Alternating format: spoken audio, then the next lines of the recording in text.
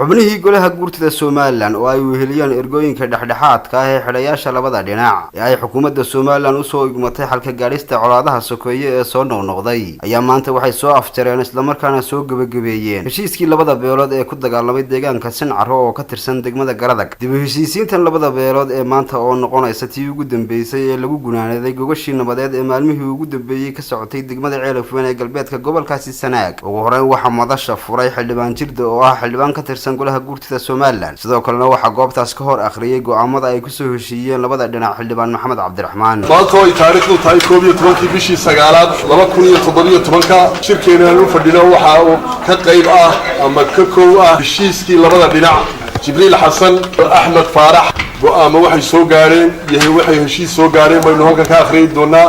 ilaahay baa mahadlayna soo gaarsiiyay maanta gabagabadii shaqooyinkii ka dhacay deegaanadan inaynu maanta aaskii iyo heshiiskii dhiigii dhimashada u kala qaadno heshiiskoodina ay halkan ku soo gudbiyaan labada reer ee kala Axmed Faarax iyo Jibriil Xasan kadib markii shaqooyinkii gacanka hadalka ahaa keeneen dhimasho iyo dhaawac ay ka dhexdhaceen beelaha kor ku xusan waxa ugu dambeyn colaadda lagu soo afjaray heshiiska labada beelood ku gaareen magaalada Ceelafweyn heshiiskaas oo dhigan sidan nabadgelyada fadhiya labada beelood wada yeesheen waxa la isla qaatay nabadgelyo shuruud la'aan ah oo dhex marta beelaha waxa la dhaariyay madax dhaqameedkii iyo waayeelkii labada beelood laguna hor dhaariyay guurtida iyo xidhayaasha labada beelood waxa kale oo labada beelood isla qaateen in nabadgelyada si aanay hawlyari u jabin loo sameeyo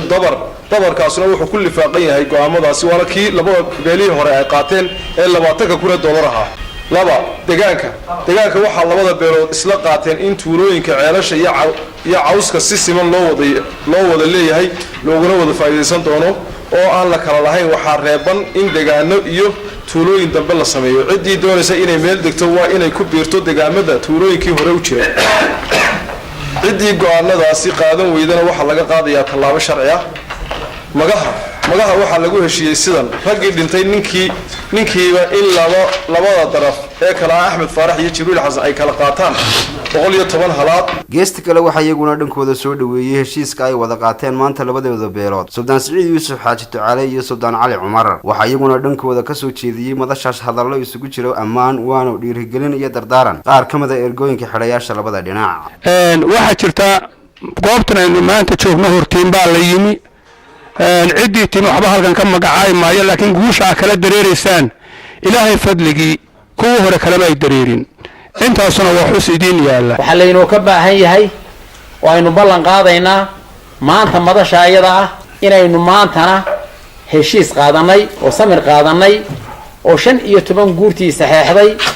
oo madal la wada joogo ay tahay oo ay guurti fadhido oo ay salaadiin fadhido oo aan lagu kala maqnayn aynu ka qaadanay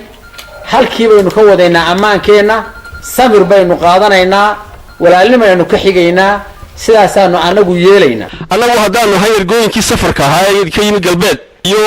xagga gobolka Sanaagba oo deen ugu dhow maanta anagu waxa noo farxada